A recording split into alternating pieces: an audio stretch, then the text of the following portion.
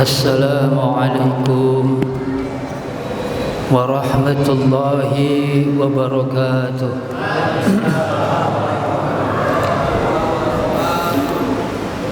Alhamdulillah,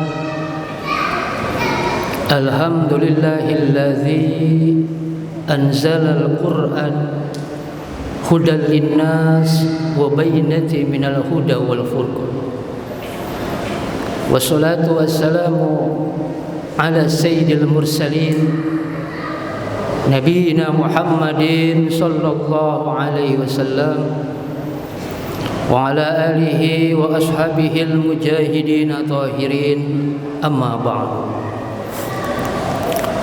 Hadratil mukarramin, kaum muslimin wal muslimat jamaah Masjid Al-Hijrah yang senantiasa dimuliakan oleh Allah Subhanahu wa taala. Segala puji tentunya hanya milik Allah yang telah memberikan berbagai macam kenikmatan kepada kita, sehingga alhamdulillah di malam yang keberapa Pak? Keberapa? 12. Tadi kata DKM yang ke-12 ya. Saya nggak pernah ngitungin jumlahnya puasa. Jadi kadang-kadang suka bingung ini malam yang keberapa. Alhamdulillah di malam yang ke-12 ini Allah masih perkenankan kita untuk datang dari rumah kita menuju tempat yang mulia ini dalam rangka melaksanakan sholat Isya berjamaah, yang insya Allah nanti akan dilanjutkan dengan sholat sunnah tarawih berjamaah. Karena di malam yang ke-12 ini berarti kita sudah memasuki pertengahan bulan Ramadan. Banyak saudara kita, sahabat kita, handai tolan kita yang waktu malam pertama mah rame-rame bareng-bareng taraweh sama kita. Bener, penuh nih masjid malam pertama mah, bener. Lihat sekarang makin maju jamaahnya. Tentunya itu semua karena Allah perkenankan kita. Allah berikan kita taufik dan hidayah sehingga kita mampu melaksanakan segala perintah Allah. Maka kita senantiasa harus bersyukur atas segala nikmat tersebut. Salawat serta salam senantiasa kita limpah curahkan selalu kepada manusia paling sempurna, baginda Nabi besar Muhammad sallallahu alaihi wa alihi wasallam, dan juga kepada keluarganya, sahabatnya dan pengikutnya yang setia hingga akhir zaman. Mudah-mudahan kita yang istiqomah sampai pada malam ke-12 ini termasuk golongan pengikut beliau yang istiqomah melaksanakan segala sunnahnya dan mendapatkan syafaatul uzma, syafaat yang agung dari baginda Nabi besar Muhammad sallallahu alaihi wasallam. Ibu bapak yang dimuliakan Allah Subhanahu wa taala, berhubung malam ini kita sudah menjelang atau memasuki pertengahan bulan Ramadan, maka sudah sepatutnya dan selayaknya kita memberikan evaluasi kepada diri kita, introspeksi atas ibadah yang telah kita lakukan tanpa terasa setengah Ramadan telah kita lewati. Ada yang merasa sudah puas dengan ibadahnya, ada yang merasa sudah maksimal dengan amalannya, atau bahkan ada yang merasa belum melakukan apa-apa di bulan Ramadan ini untuk menambah pundi-pundi pahala kita yang kelak akan membawa kita masuk ke dalam surganya Allah. Ini malam ke-12. Saya mau nanya sama jamaah, khatam Quran udah berapa kali? Udah 2 kali, udah. Sekali khatam Quran, udah belum? Belum khatam Quran. Bu, ibu, udah belum khatam Quran? Belum khatam apa belum baca Quran? Jangan-jangan bukan belum khatam kita, tapi sampai malam ke-12 belum baca Al-Quran 1 ayat sekalipun. Nauzubillah summa naudzu. Maka tadi DKM amanah ke saya, temanya malam ini Ustadz membangun ukhuwah Islami. Karena memang yang namanya puasa Ramadan jamaah sekalian tatkala kita lulus mencapai pada goal kita berpuasa di bulan Ramadan, la'allakum tattaqun, menjadi orang-orang yang bertakwa, maka dengan takwa itulah akan menghasilkan akhlakul karimah, yang mana akhlakul karimah itulah yang menjadi pondasi kita dalam membangun ukhuwah Islamiyah. Bahkan hasil dari puasa bukan hanya membangun ukhuwah Islamiyah, tapi juga membangun ukhuwah watoniyah, membangun ukhuwah insaniyah. Betul-betul kita dijadikan manusia yang spektakuler, manusia yang muktahir ketika kita mencapai goal kita sebagai orang yang bertakwa setelah kita keluar dari Ramadan. Namun la'allakum tattaqun tidak mudah digapai dengan begitu saja. Menurut para ulama, la'allakum itu kalimat harfun taroji, artinya perlu kesungguh-sungguhan. Janji Allah untuk menjadi orang yang bertakwa bisa kita capai kalau kita melakukan segala macam rutinitas di dalam Ramadan, terutama yang kaitannya dengan ibadah, dengan penuh kesungguh-sungguhan, baru kita akan dapat predikat takwa. Ini udah setengah bulan. Setengah bulan lagi kita akan berpisah dengan bulan Ramadan. Makanya saya mengingatkan sekaligus mengajak, bukan buat jemaah aja, tapi buat diri saya sendiri. Setengah bulan ini betul-betul kita manfaatkan dengan semaksimal mungkin, dengan berbagai macam ibadah, dengan berbagai macam amaliyah, agar goal kita la'allakum tattaqun, menjadi orang yang bertakwa, bisa kita raih dan betul-betul akan menghasilkan akhlakul karimah yang bermanfaat sebagai pondasi kita dalam berukhuwah Islamiyah. Yang tadinya puasanya masih puasa orang awam, yuk mari sama-sama kita tingkatin jadi puasanya orang khawas. Karena puasa ada puasa orang awam, ada puasa orang khawas, ada puasanya orang umum, ada puasanya orang istimewa. Nih kayak saya, kayak jemaah sekalian nih orang awam kita nih. Puasanya orang awam. Emang yang kayak gimana Ustadz puasa orang awam?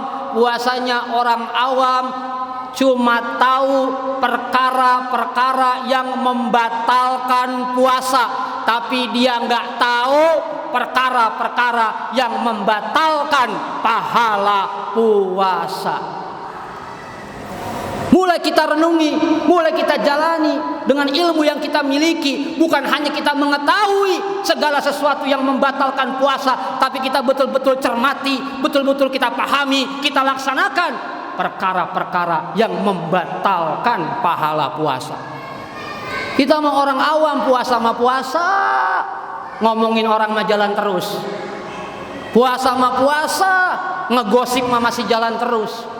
Puasa sama puasa, maksiat masih jalan terus. Cuma mulut yang dijaga, mata, telinga, hati kita nggak mampu kita jaga. Lalu bagaimana kita akan menggapai la'allakum tattaqun? Ayo kita naikin level puasa kita. Bukan hanya menahan lapar, bukan hanya menahan dahaga, tapi mampu menahan segala indera kita dari segala sesuatu yang dilarang oleh Allah Subhanahu wa ta'ala. Kan puasa orang awam puasa balas dendam. Betul. Puasa balas dendam. Hari pertama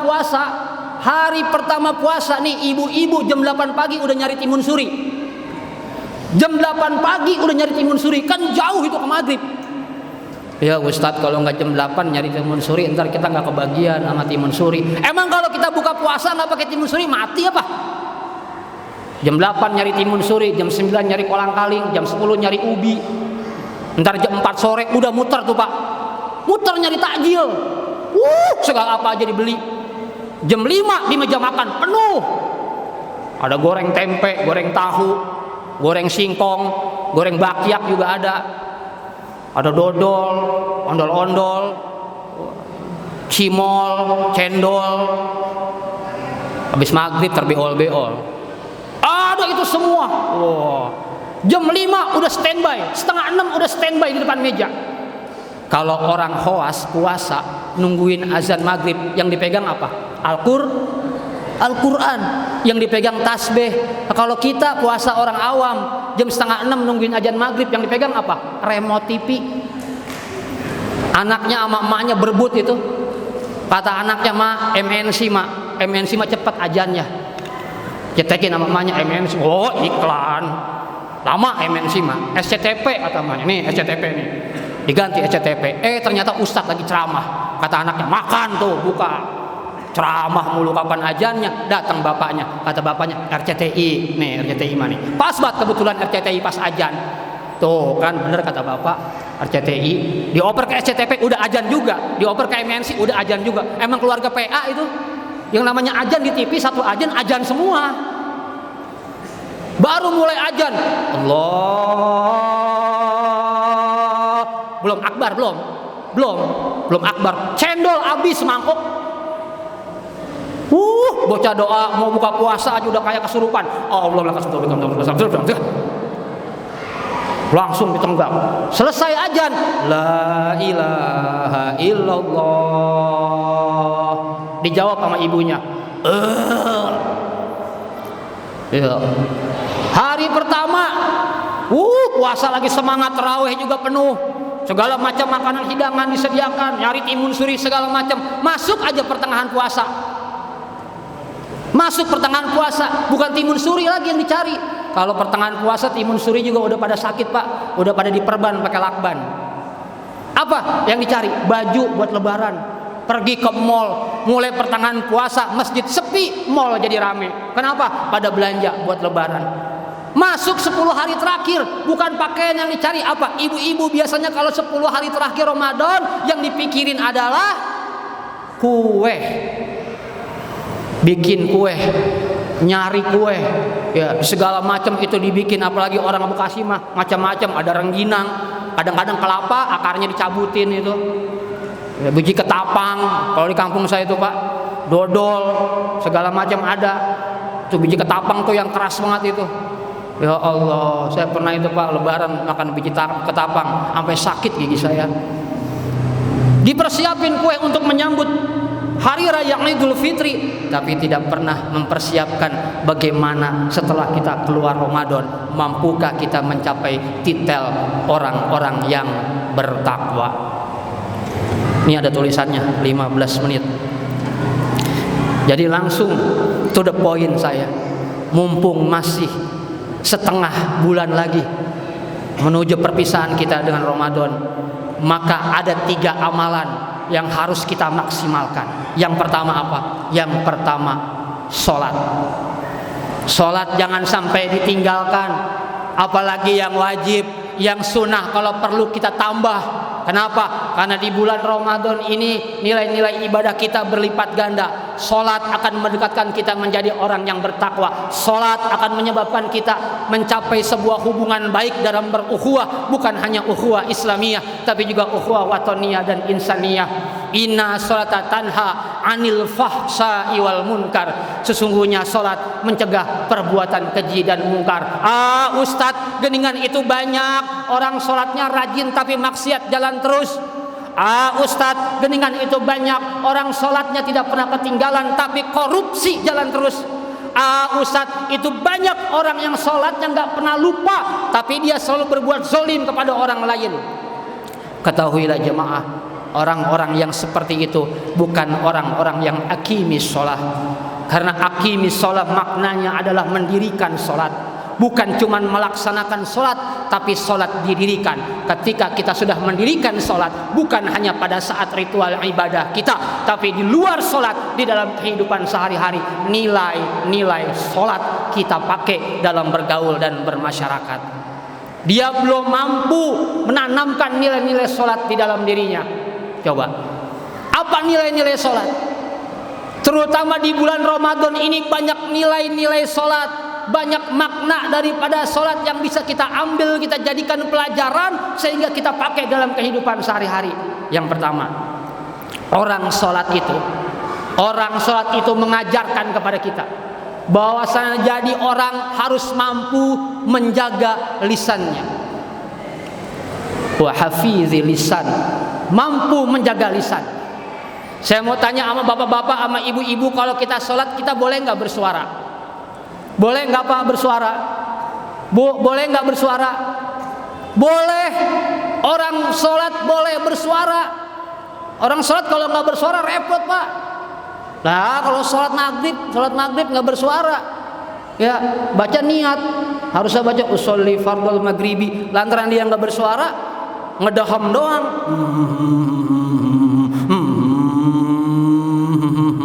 Begitu. Ini sholat tarawih nih, imam udah suaranya enak, mimpin sholat tarawih, baca al-fatihah, ghairil maghdubi alaihim waladhdallin. Jemaah jawabnya, kayak orang kesurupan. Boleh bersuara di dalam sholat, tapi boleh nggak berbicara? Boleh nggak berbicara? Nggak boleh. Siapa orangnya yang sholat berbicara, maka sholatnya batal. Jangankan satu kalimat, jangankan satu kata, satu huruf kita berbicara di dalam sholat, sholatnya batal. Ada gitu orang sholat sambil ngomong, ibu-ibu sholat asar, Allahu Akbar, baru baca al-fatihah, anaknya datang minta duit, mak, minta duit, mak, minta duit. Ibunya jawab, entar apa, mak lagi sholat ini, batal sholatnya. Nah, dengan demikian maknanya mengajarkan kepada kita, boleh kita bersuara, boleh kita mengemukakan pendapat, tapi kita perlu jaga suara kita jaga lisan kita. Jangan sampai lisan ini menyakiti hati orang lain. Jangan sampai dengan perkataan kita membuat kerusakan di mana-mana. Nah, ini kaitannya ukhuwah Islamiyah juga. Jadi boleh kita bersuara, tapi kita harus mampu menjaga lisan kita. Man kana yu'minu billahi wal yaumil akhir falyakul khairan aw liyasmut. Orang-orang yang beriman kepada Allah dan hari akhir, hendaknya dia berkata yang baik. Kalau enggak mampu berkata yang baik, maka hendaklah dia diam. Kalau kita mampu ngomong yang baik, ngomong yang baik. Tapi kalau kira-kira omongan kita enggak baik, mendingan diam. Ini Nabi yang nyuruh, Nabi yang memberikan perintah kepada kita. Satu. Yang kedua, makna sholat yang bisa kita pakai di Ramadan sebagai bekal kita menuju puasa yang spektakuler sehingga keluar menjadi orang yang bertakwa. Yang kedua, makna dari sholat yaitu adalah jangan jadi orang yang sombong. Saya mau tanya sama jemaah, bapak-bapak, ibu-ibu, kalau kita sholat pada saat sujud, kepala sama pantat tinggian mana Pak? Kepala sama pantat tinggian mana Bu? Tinggian pantat. Padahal orang cakep, orang ganteng, orang jelek, orang terhormat, orang keren, yang dilihat mukanya apa pantatnya. Ibu-ibu beli kaca buat ngaca di rumah, yang dikacain muka apa pantat. Ibu-ibu beli bedak, beli kosmetik, yang dipakai kosmetik, dipakai bedak, muka apa pantat? Muka. Tapi ketika kita sholat, ketika kita sujud, yang mukanya ganteng, yang mukanya cantik, yang mukanya keren, ketika engkau sujud, tetap sehebat apapun itu muka di bawah pantat. Mengajarkan kepada kita jangan sombong, jangan belagu, jangan mentang-mentang hebat, mentang-mentang keren, mentang-mentang jabatannya tinggi, mentang-mentang kaya, ditegur sama orang miskin, gak mau noleh. Padahal Islam dengan tegas di dalam Al-Quran menjelaskan, wala tusair khaddaka linnas wala tamsi fil ardi marohan innallaha la yuhibbul kulla mukhtalin fakhurin. Wala tusair khaddaka linnas, hei manusia, kata Allah, jangan memalingkan wajahmu dari manusia karena sombong. Wala tamsi fil ardi marohan, dan jangan engkau berjalan di atas muka bumi ini dengan angkuh. Innallaha la yuhibbul kulla mukhtalin fakhurin. Sesungguhnya Allah tidak menyukai orang-orang yang sombong lagi membanggakan diri. Dua, jangan sombong. Yang terakhir, yang ketiga, salat mengajarkan kepada kita apa? Kebersamaan. Karena di dalam masjid, ketika kita salat berjamaah, siapapun orangnya, apapun pangkat jabatannya, sebanyak apapun kekayaannya, ketika di dalam masjid, safnya sama, sujudnya sama, ruku'nya sama, takbirnya sama, tidak ada perbedaan. Siapapun orangnya yang nyampe duluan pasti safnya di depan. Nggak ada itu ceritanya di dalam masjid, ada jenderal datangnya belakangan, safnya pengen di depan. Nggak ada. Mau jenderal, mau presiden, mau ustadz sekalipun, datangnya belakangan, safnya di belakang. Ada gitu ustadz datangnya belakangan, jemaah udah penuh, ditendang-tendangin itu jemaah, minggir. Ustadz mau lewat, ustadz di depan, nggak ada. Ketika udah di masjid semuanya sama. Ini mengajarkan kepada kita bahwasannya ukhuwah Islamiyah, ukhuwah watoniyah itu bisa kita terapkan dalam kehidupan setelah keluar dari Ramadan, ketika kita mampu memaknai makna daripada gerakan sholat, perintah sholat di dalam kehidupan kita sehari-hari. Sholat dijaga ya Pak, ditambahin kalau perlu sholatnya, jangan yang wajib aja, yang sunnahnya kerjain. Bukan cuma taraweh sunnahnya, ba'diyah, qobliyah, duha, malamnya tahajud, taubat, kita manfaatkan waktu yang tinggal setengah bulan ini lagi.